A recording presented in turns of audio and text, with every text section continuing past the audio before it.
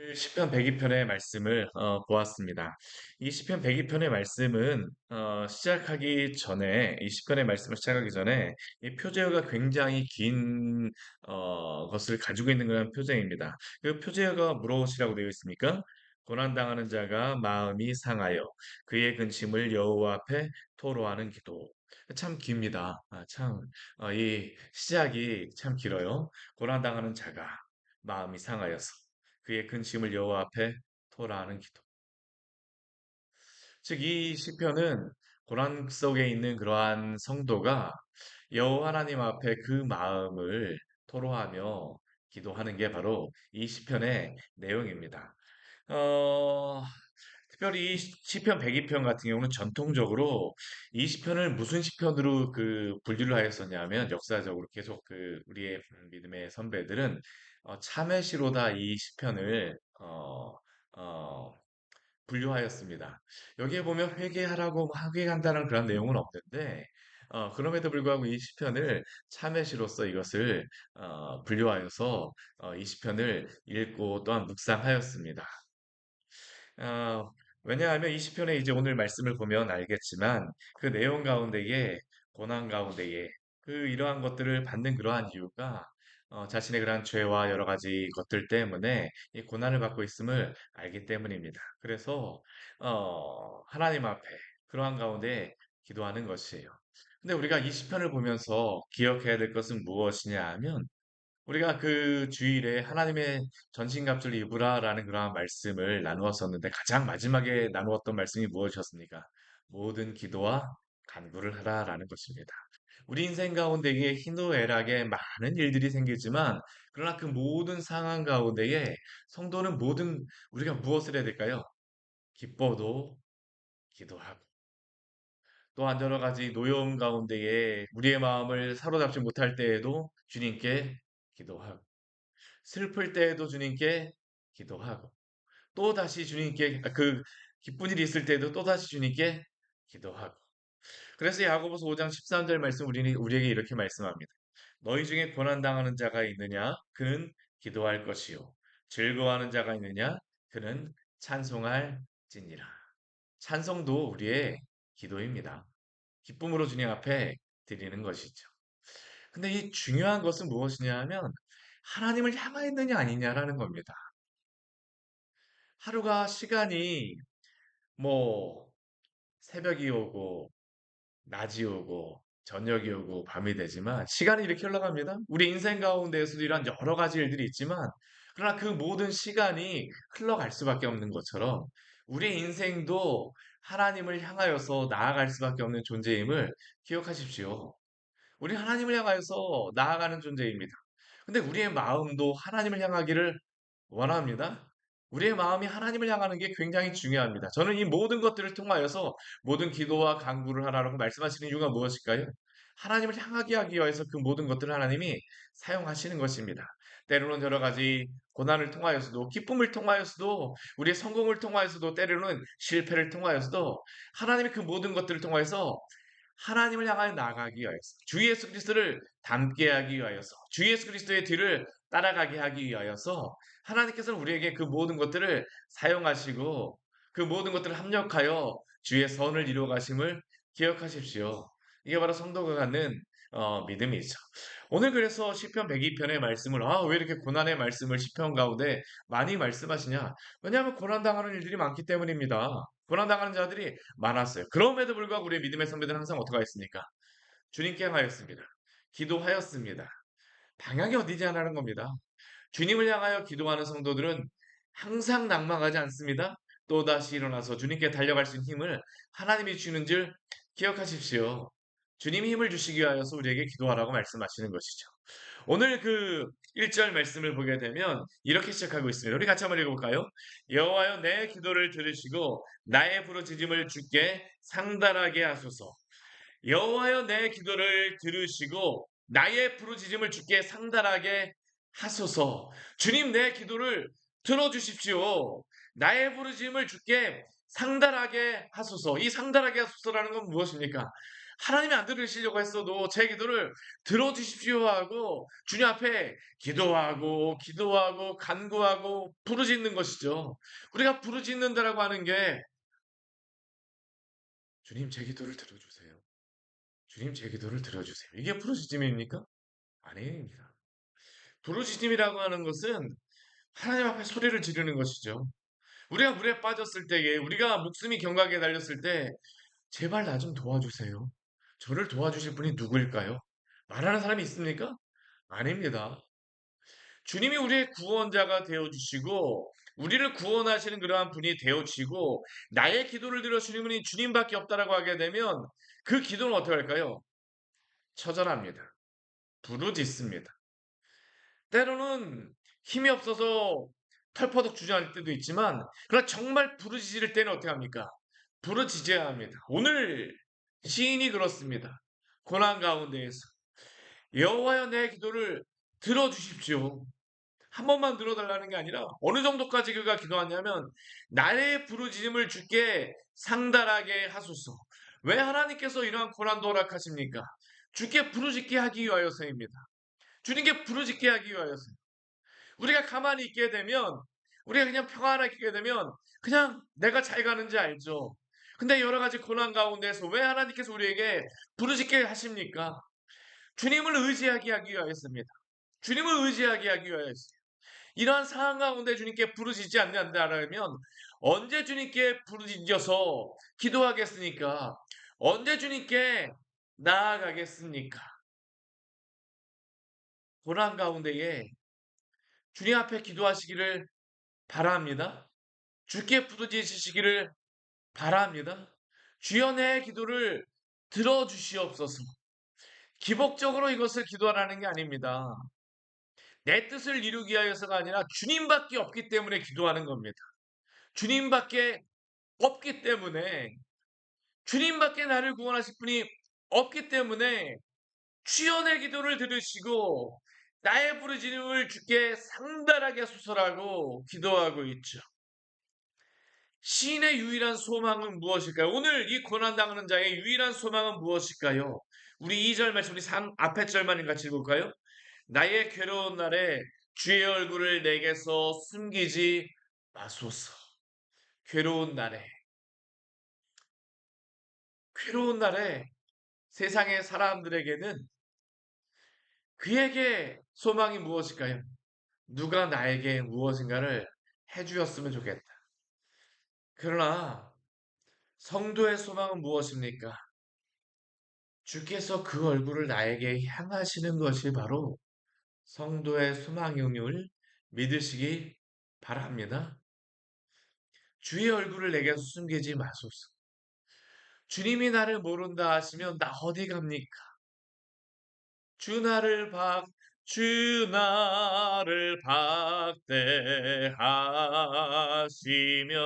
나가 어디 가리까? 주님이 나를 박대하시면 우리가 어디로 가겠습니까? 주의 얼굴을 우리에게 향하시는 것이 바로 우리에게 소망입니다. 성도의 소망은 주님이 그 얼굴을 향하시는 것입니다. 주여 당신의 얼굴을 감추지 말아 주십시오. 주여 당신의 그 얼굴의 빛을, 당신의 그 영광을 나에게 비추어 주시옵소서. 때로 우리가 고난 중에 있게 되면 주님이 나에게 당신의 얼굴을 향하지 않는 것처럼 보입니다. 그러나 성도가 가져야 될 믿음은 무엇입니까? 주님이 우리를 바라보시지 않는 게 아닙니다. 주님은 언제나 우리를 바라보시며 언제나 우리에게 그 구원의 손길을 내미심을 기억하십시오. 끝까지 우리가 주님을 붙드는 게 바로 성도가 가져야 될 믿음이죠. 믿음의 방패가 바로 그것입니다. 방패는 누구십니까? 하나님이십니다. 고난 가운데에서도 붙드는 것, 그것이 바로 믿음입니다. 믿음으로 주님을 붙드십시오. 믿음으로 주님께 기도하십시오. 믿음의 방패를 이때에 사용하십시오. 나의 괴로운 날에 주의 얼굴을 내게서 숨기지 마소서. 오늘 시인의 그 다음의 기도가 무엇입니까? 주의 귀를 내게 기울이사 내가 부르짖는 날에 속히 내게 응답하소서. 주여 내게 귀를 기울이사 얼굴을 향하시고 귀도 쫑긋 저에게 안테나를 세워주십시오. 이게 바로 시인의 기도입니다. 내가 부르짖는 날에 응답하소서가 아닙니다. 어떻게 응답해달라고? 속히 응답해달라고. 속히 응답하소서. 속히 응답하소서. 기도를 어떻게 하라라고 우리에게 뭐 이렇게 적어서 말씀하시진 않지만 우리가 고난 중에 주님 앞에 이렇게 기도해야 됩니다. 속히 주여 응답하여 주시옵소서. 내 영혼이 죽게 되었사오니 주여 속히 응답하소서. 이렇게 기도하십시오. 우리에게 이렇게 기도하라고 이 시편의 기도를 통해서 우리에게 알려주시는 것입니다. 시인이 지금 이 고난하는 자가 당하는 자가 있는 상황은 어떤 것입니까? 이 뒤에 말씀을 보게 되면 그 시인이 당하고 있는 그 상황을 이야기하죠. 오늘 3절서부터 우리 뒤에 말씀에 보게 되면 오늘 시편의 말씀을 보게 되면 빠지지 않는 단어가 있습니다. 그게 뭐냐면 나, 뭐 이게 빠지지 않아요. 내 기도를 들으시고 나의 부르짖음을 나의 괴로운 날에 내게 귀를 기울이사 내가 부르짖는 날에 내게 응답하소서. 우리 3절도 어떻습니까? 내 날이 연기같이 소멸하며 내 뼈가 숯같이 탔음이니이다. 고난 가운데 있으면 어떻습니까? 정말로 뼈가 썩는 것 같습니다. 뼈가 숯불같이 타는 것 같아요. 나의 뼈가 탑니다. 주님, 내 날이 연기같이 소멸하는데 사실 내 뼈가 타기 때문에 연기가 나에게서 나는 겁니다. 상한 갈대와 같은 우리의 심령, 꺼져가는 숯불과 같은 우리의 심령, 연기가 날 수밖에 없죠. 내 날이 연기같이 소멸하며 내 뼈가 숯불같이 탔습니다. 주님 저의 기도를 들어주시옵소서. 시인은 자신의 그러한 상황을 그냥 그대로 표현합니다. 숨기지 않습니다. 하나님 앞에서 우리가 숨길 게 무엇이 있을까요? 하나님은 우리의 모든 것을 알고 계십니다. 그럼에도 불구하고 하나님께서는 우리에게 그 모든 것을 토로하기를 원하세요. 이 뒤에 말씀 보십시오. 그대로 그는 자신의 상황을 그대로 토로합니다. 주님, 저는 괜찮아요. 이게 아닙니다. 그 고난 가운데 그대로 토로해요. 내가 음식 먹기도 잊었으므로 내 마음이 풀같이 시들고 말라버렸사오며. 우리가 고난 가운데 있으면 밥 먹을 생각이 안 들잖아요. 음식 먹기도 잊지 않습니까? 풀같이 시들고 말라버렸습니다. 나의 탄식 소리로 말미암아 나의 살이 뼈에 붙었나이다. 음식도 먹지 못하고 너무나도 고민이 깊기 때문에 나의 살이 뼈에 붙은 것과 같이요. 자신은 무엇이라고 지금 그 생각하고 있습니까? 광야의 올빼미, 황폐한 곳에 부엉이. 밤에 이 올빼미와 부엉이가 우는 소리가 얼마나 구슬픕니까? 그렇죠. 자신의 그러한 상황이 그렇다는 겁니다. 광야의 올빼미와 같고 황폐한 곳에 부엉이와 같게 되었사오니. 7절 말씀 보십시오. 밤을 새우니 잠을 못 잡니다. 지붕 위에 외로운 참새와 같아요. 주님, 저는 올빼미와 같습니다. 부엉이와 같습니다. 참새와 같습니다. 우리 8절 말씀 보십시오. 주변의 상황도 좋질 않아요. 위로해주면 좋겠는데 8절 말씀 보게 되면 원수들은 종일 나를 비방합니다. 내게 대항합니다. 미칠 듯이 날뛰고 있습니다. 내가 정말 미쳐서 펄쩍 뛰겠는데 나의 원수들이 오히려 내 주변에서 미칠 듯이 날뜁니다. 오히려 시인은 어떤 것도 할 수가 없죠. 죄를 양식으로 먹는 것 같고 눈물 섞인 물을 마시는 것 같습니다. 그러나 이 시인이 유일하게 할 수 있는 한 가지가 있어요. 그게 무엇입니까? 기도입니다. 기도입니다. 기도입니다. 하나님 앞에 나아가서 기도하는 것입니다. 오늘 10절, 우리 11절 말씀을 보게 되면 시인이 이렇게 고백합니다. 주의 분노와 진노로 말미암음이라 주께서 나를 들어서 던지셨나이다. 아니 주변의 원수들만 던지는 게 아니라 하나님께서도 주의 분노와 진노로 또한 나를 던지시는 것 같습니다. 근데 이 시인이 이러한 상황 가운데에 참, 한 가지 우리가 볼 수 있는 것 가운데 한 가지 뭐냐 하면 이러한 일을 하나님께서 내리시는 것 같다라면 참을 수 없는 마음에 원망과 불평을 할 수 있겠지만 오늘 시인은 하나님께 하나님이 그렇게 하신 것처럼 여겨진다 할지라도 그는 그것을 받아들입니다. 왜 그렇겠습니까? 하나님이 자신에게 내리시는 그 고난이 정당하다라고 지금 시인은 인정하고 있기 때문입니다. 그래서 이 시편을 참회시라고 이야기를 합니다. 그래서 내 날은 기울어지는 그림자 같고 내가 풀에 시들어짐 같다라고 고백하죠. 그러나 이 시인이 이렇게 고백함에도 불구하고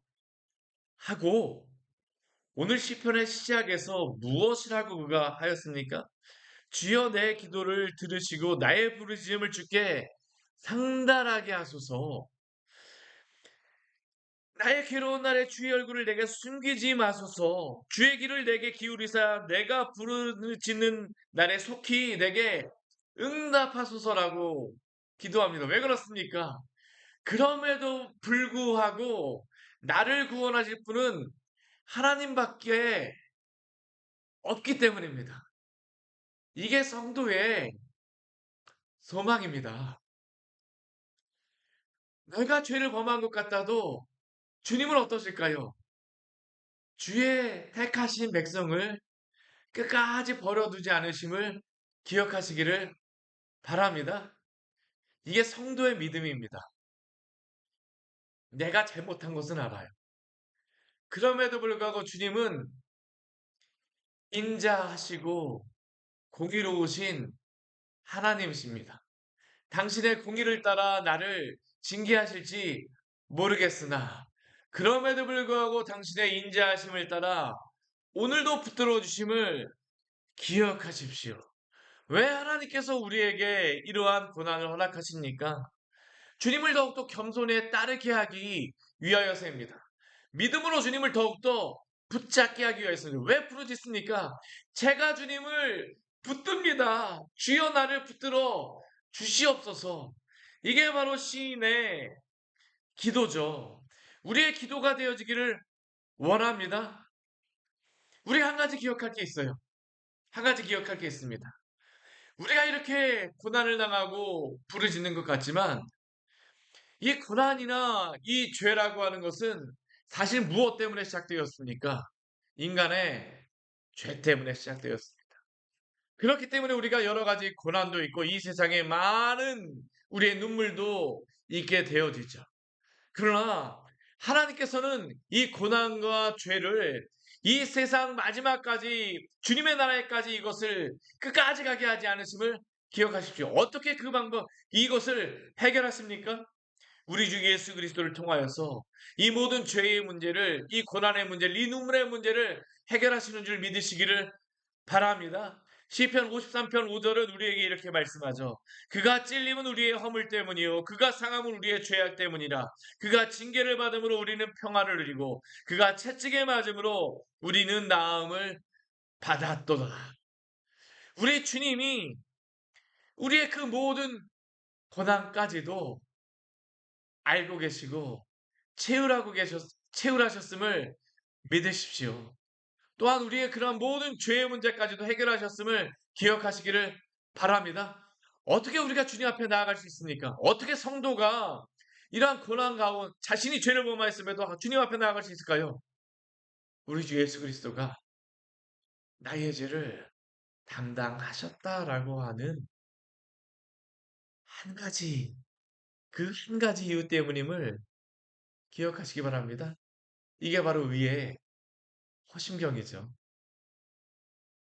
주께서 나 같은 죄인까지 사랑하셨군요.